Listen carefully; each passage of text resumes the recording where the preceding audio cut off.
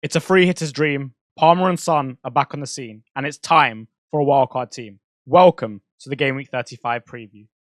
We've got a lot to get through because it's double game week, wildcard week, and captaincy, of course. I'm going to start with Chelsea, the first double game week team, and specifically Nicholas Jackson. Now, these two images show the man himself causing two of the best sides in the world problems, right? And he didn't do this just once, especially against City. He exploited Walker and Diaz numerous times, and on another day has a hat trick, right? So if he can do that against these two sides, can he do it against Spurs and Villa? Well, the evidence would suggest yes, he can.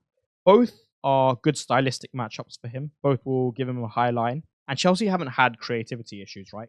In the final product, it's been putting the ball in the back of the net. So they will create for him. And he can create from himself. As you will see in a future slide, on the Spurs slide, he was able to take the ball from his own half deep into the Arsenal half through his carrying power. And the fact that he's got this and so many other facets to his game, which produced such brilliant performances against Manchester City specifically, and it was a brilliant performance, it just lacked the end product, or aside from the finishing. There's an asset here who could return very big, because if he's able to generate such a high volume of chances against elite sides, then he can do it against good but not elite sides in terms of Villa and Spurs. Also, the centre-back pairings he'll be coming up against aren't as good as, for example, Saliba and Gabriel. And you have to understand that he had very little to work with. With all due respect to Madueke and Modric and the Chelsea midfield, they offered him very, very little in terms of support. So for the reasons that have preceded, alongside the fact that his expected minutes are good, and there's not too many other options within the Chelsea team either, we will come to one differential. He looks to be a very, very good option. And he's shown he's got the ceiling, right? Because he has a hat-trick away at Spurs, albeit in very different circumstances, but also his recent haul against Everton. Moving on to the other four assets that are pictured here. We're going to talk about three in this slide. Differential, Sterling in the next. Palmer naturally is a lock, and I don't really want to waste your time with that. He's been in sensational form. He's currently the leading goal scorer in the race for the Golden Boot alongside Erling Haaland, so he's a lock. Malo Gusto is very, very, very unlikely to start both games in Game Week 35. Thus, he doesn't become an option now for the rest of the season, especially with Reece James back in trade. Now, it's unlikely that Reece features, but it's just something. No reason for you to take the risk. Petrovic is a really interesting. Petrovic has 4 games in 35 and 37, which are all ones where he can haul. Villa, Spurs, Brighton away, and Forest away are all games where he's going to have enough shots against him whereby he can accumulate a high enough save volume to generate a decent-sized haul. And that's why I think having him is honestly quite optimal, because if you look at the basket of goalkeepers to choose from, Nana, Edison, and himself, and with Edison's ceiling not being as high, other City options such as Guardiola or Foden or De Bruyne and Haaland, Petrovic then becomes very useful in terms of squad structure, but also being able to deliver a haul. Villa and Spurs are definitely going to create chances, right? Chelsea's defense has been poor, and whilst Chalobah and Silva, who both performed fantastically well against City, were benched, and they will improve the Chelsea defense when they come back in against Villa and Spurs, you can still expect Chelsea to concede chances. Thus, I would seriously consider Petrovic as not only your starting goalkeeper for this week, but a lock in Bench Boost 37. The ceiling that he has just isn't replicable anywhere else. Now, this slide is for Raheem Sterling, which is very interesting because he's had 0 shouts, and understandably so. But if you are looking for a differential, this could be your one. This is a snapshot of the game against Villa, and it shows their high line, it shows their willingness to press Chelsea. And this was a game where Sterling accumulated many, many chances. Similarly, away at Spurs in the reverse fixture, he did the same. Could have had a much bigger score than he ended up on.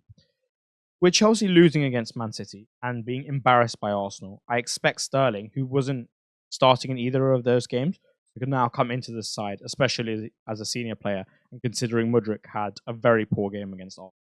So with him coming into the side, having 2 games, which are good stylistic fixtures for him, I think this could definitely be a very, very good differential for those looking to go down this route.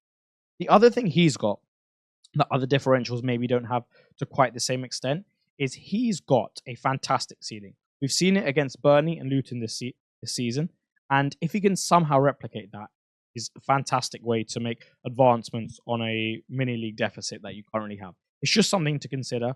The conditions are there for him. He'll very likely get the start against Villa, and if he performs well, he'll get the start against Spurs. So it's an opportunity, and it's something to consider. Right, now we're going to look at Tottenham Hotspur, the other doubling team. And there's a lot to pick out here, right? So we're going to start from the back and work our way forward. We're going to start with Vicario, and he's actually a really interesting option. Throughout the season, he's someone who hasn't got many mentions, and rightfully so, in terms of FPL. He simply hasn't returned, and that's because Spurs, at the end of the day, haven't been keeping a lot of clean sheets. But what he does have that many keepers don't, and what gives him a high ceiling, is the fact that he's going to face a lot of shots within the game. And if he can increase his save volume to a point where it's decent and they're keeping clean sheets, there's big hauls there. There are big hauls. Now, Arsenal at home and Chelsea away are probably too far to one side of the scale, whereby the fixture's too difficult in terms of what you would like optimally. But for example, Crystal Palace versus West Ham was a pretty decent fixture for Henderson to not only keep a clean sheet, but also get a haul. In the end, West Ham simply didn't have enough shots for him to get a haul, and also they conceded a goal, but they were very poor goals and isolated moments. But Vicario has the other side of the scale, where he's definitely going to face a lot of shots, good chances at that, and it's just whether or not he can keep a clean sheet. Now, if you back him to keep a clean sheet in one of these games potentially, or in Double Gameweek 37 when he has Manchester City at home, the first fixture, or Burnley away, then he could be a good option because he does have that ceiling. And at the end of the day, we always want to be picking players who have that type of ceiling because that's how we maximize our gains. Now, Romero's there in this graphic simply as a substitute for Porro if it suits your structure. Porro will be in this team and in your wildcard team, I suppose, if he's fit. What he's got now with Destiny Udogie out of the side for the rest of the season is an increased amount of responsibility in build-up and just in the fact that he's going to generally advance into the final third more. Udogie was starting to take over a lot of that in terms of his burst into the final third, but now that he's out, I can see a switch back to what Porro was doing earlier in the season, where he takes more responsibility. He has a greater amount of attacking actions within a game, and that's great for owners, right? Because someone of his technical quality can deliver from a small sample size. So when you give him a bigger one and more opportunity to do so in a game, it can certainly hurt you. The image there is a fantastic example, right? He arrives in the box and he hurts Crystal Palace, right? Because he has that technical quality. He's also on set pieces, which Romero can profit from. He's fantastic in the air, and it's why I considered him a able substitute if Porro's injured. But apart from that, you really do want Pedro Porro, right? There are lots of benefits to having him. Now we move to the attacking asset that Spurs hold. We've got Heung-min Son, who is the first name in our side on a wildcard, in my opinion, and an absolute lock. Look at the first two images. You have Jackson transitioning very quickly from his own half to very deep in the Arsenal half. Now, the reason I've put that there is Son is capable of doing the same thing. Spurs, as a side, are probably capable of doing the same thing in terms of getting themselves as a team up the pitch that quickly. And Arsenal, in my opinion, weren't at their defensive best in that game and haven't been so recently. And I think, given it's away at Spurs, there's a situation where they're just slightly exploitable, especially in comparison to earlier parts of the season. And it wasn't just once this happened, right? Like Chelsea did manage to transition on a team that are traditionally very difficult to transition against a couple times. And if they can do that, then Spurs should be able to, with probably more quality in the starting 11 compared to what Chelsea put out. Then you look at the fact that not only is the game at home, but then you've got a Chelsea side who are quite leaky, and Son is just going to be nailed in that aspect, right? Like, want him on the end of those chances, and thus you should probably have him in your FPL team. And we're going to come to how good of an asset he actually is in the captaincy section later. The other spots up for contention, because we're only really going to go for one Spurs asset because they haven't, in defense, because they haven't been able to keep many clean sheets, is either Johnson, Maddison, or Richarlison. Now, if Richarlison is to play 9 in both games, he probably looks like the best bet, but he could probably see an early substitution. He's also coming back from injury, which would make his expected minutes worse, and maybe he just doesn't start up top at all when they play Son at 9 and Werner off the left. So that's something to consider. Brennan Johnson's similar in the sense that points per minute wise on the pitch, fantastic, but again, the expected minutes issue. What if he chooses Kulusevski of the right for someone with better ball retention? And it's why I actually quite like James Maddison. The picture in the bottom left shows Odegaard picking up a pocket, which he did many times throughout the Chelsea game. The reason I relate to this Chelsea game specifically is because Arsenal and Chelsea are, of course, both of Spurs' opponents this week. He picked up pockets, and Maddison can do the same. And I think Maddison recently has just been starting to find his form just a little bit more. He was just a little bit better against Forest than he had been in previous games. And I think he's the type of player to take responsibility in these type of games. And thus, he could return for managers. He's good on the bonus point system. He'll certainly be able to find himself space between the lines against Chelsea. And even if not, with Chelsea's ill discipline in midfield, especially with Caicedo having a very wobbly time at the moment, he could definitely exploit that. And his expected minutes are good. He's been taken off early in games recently and for tactical reasons, but I think if he's playing well, then Postecoglou doesn't take him off the pitch. And I think this is a risk with good upside. So that's why I would definitely suggest at least considering James Maddison. Now let's start to build our wildcard team, and that's what this section is going to focus on. And we're going to start by building it with a Newcastle triple up that is absolutely locked, in my opinion. There is no way I am transferring any of these guys out. Let's look at the fixtures, and they're the main reason why I'm so strong on this view. We've got Sheffield United at home, Burnley away, Brighton at home, and then Man United away. We're going to ignore Brentford in 38 for a second because I think that's something we're going to deal with later down the line, albeit it's a pretty decent fixture, especially at the moment. All those four teams have the capacity to score goals, and with Newcastle's defence not being the greatest, it's certainly something I would avoid the double defence and only have one because we can't realistically have triple Newcastle, right? The structure of the wildcard just simply doesn't allow. So here we go for Fabian Schär, simply because there's not many good options in defence anyway, and given his attacking upside and the fact that none of the rest of the Newcastle assets possess that, we definitely go for Fabian Schär. Then you have two home games, and the most recent one coming in the next game week 35. So Gordon then becomes even more attractive because his home form has been fantastic. And then Isak is on a golden boot charge for the simple reason that he's been magnificent in recent weeks, right? So we want them. But taking a closer look at these fixtures, Sheffield United, there's a lot of defensive problems they have there, right? And there's a reason they've conceded so many goals. But the main thing is, as a unit, there's just always too much space between players. And you've seen that repeatedly, game on game on game within the Premier League this campaign. So Isak and Gordon are very well primed to exploit that, okay? Burnley will come back to for a specific reason. Brighton today, you looked at them against Manchester City, and there is no submission of their method at all. They will play out. They will absorb the high press. They will try to get through that, and then after by pressing that wave, they will go from there. And they are not budging on that. And that is fantastic for Newcastle because Newcastle aren't just going to sit off. Eddie Howe will ensure that they press to at least some extent. It's normally like a mid-block, slightly aggressive press, right? And therefore, they'll have opportunities. They'll create opportunities within the game, just given Brighton's man-to-man pressing structure in general. But they'll also create opportunities through turning the ball over high over the pitch. Salah in a previous game week when he was captained by a lot scored as a result of it. Foden this week. And honestly, it could happen with Gordon and Isak, especially because it's away at Brighton. They'll probably be more encouraged to do so. And then Man United away, with Ten Hag trying to press high and block low, there's often huge gaps within the midfield. You can transition on them quite easily. And just in general, if you can turn the ball over high up the pitch, which you certainly can with the way they build and the distances between their players, again, that's a common theme with the teams who concede a lot of goals. Gordon and Isak, again, can be very well primed to exploit it. The reason I am not as bullish on the Burnley fixture as most will be is because they're improving and they're actually playing pretty well. They could genuinely escape relegation, and especially because that game's at Turf Moor, I'm a little bit wary of that fixture not being maybe as good as it looks on paper. But naturally, you'd still start the assets.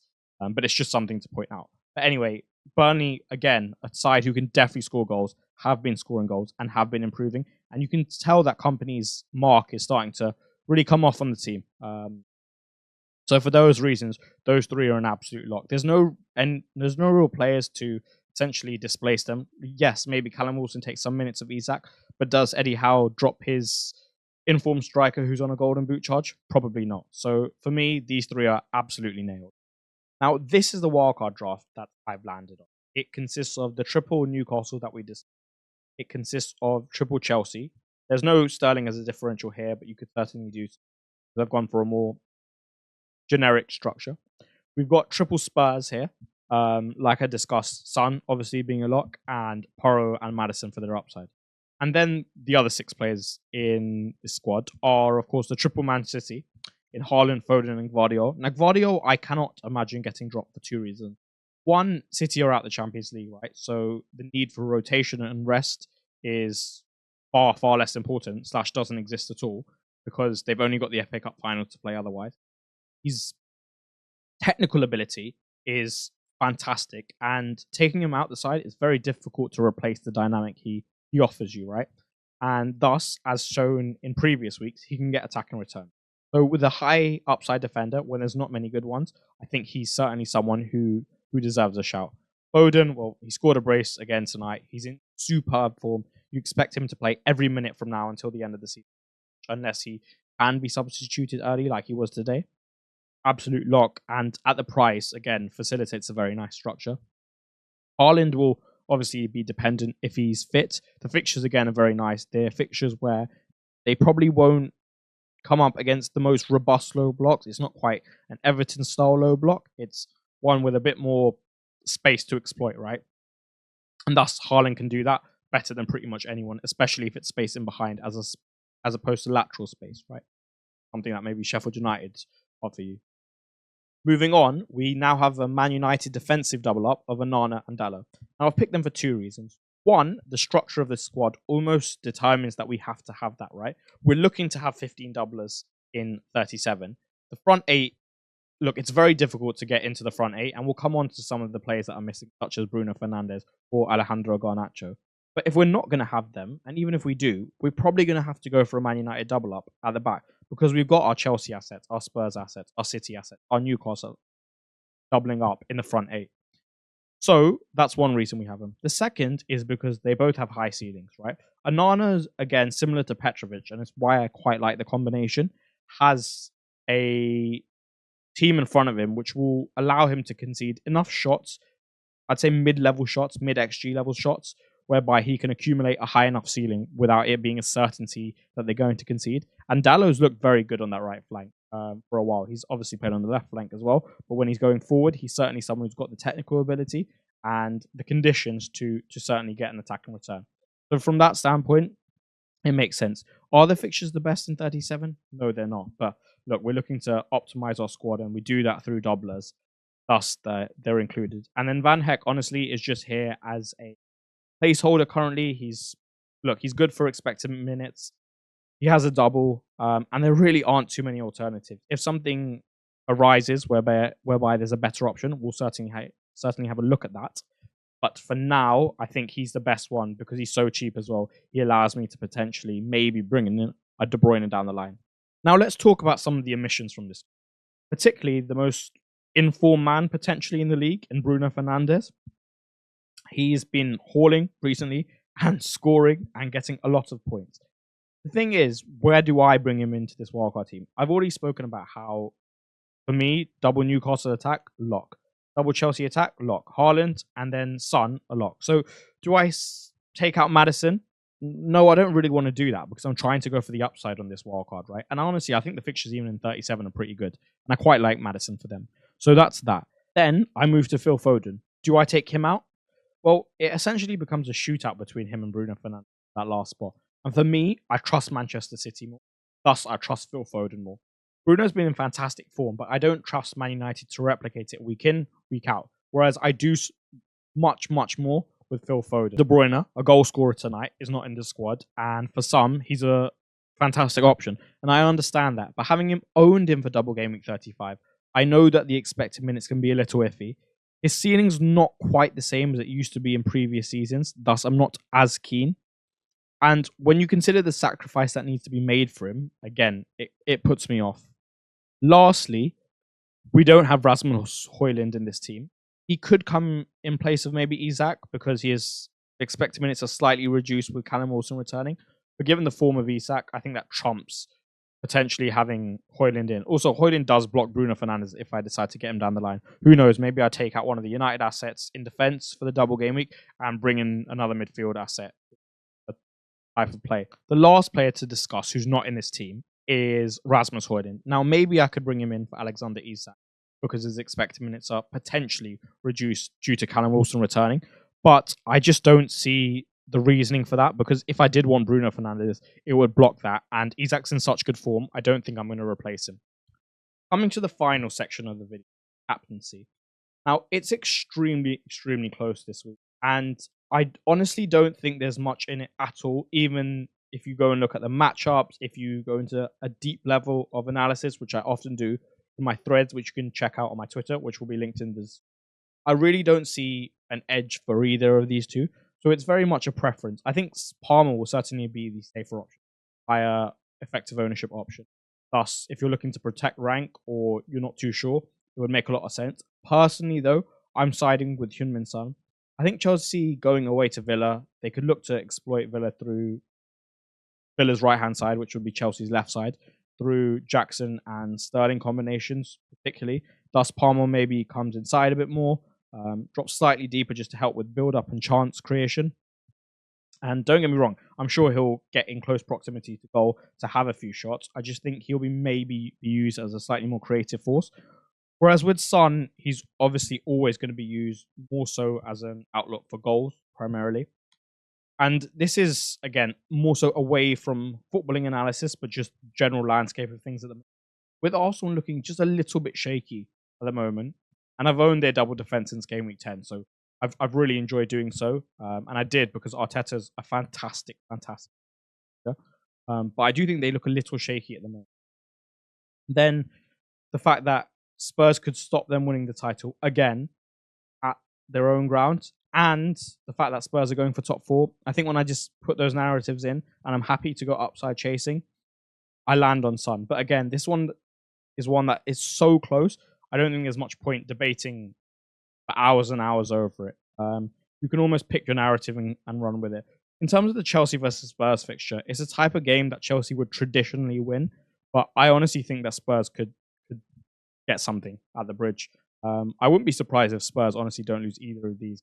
I think Postecoglou with the doggy out will go for a slightly more pragmatic approach with the left back, whether that be Ben Davies or slightly alters the system. And I think Ben Davies will be used almost as a left centre back at times and not bombing up so much. And that would allow Porro's influence and Maddison's influence to grow on the game because everything doesn't need to be done at such a high tempo.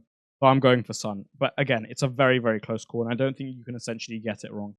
That concludes the Game Week 35 preview. I hope you enjoyed, and if you did, please do subscribe to the channel and like. Be very, very appreciative.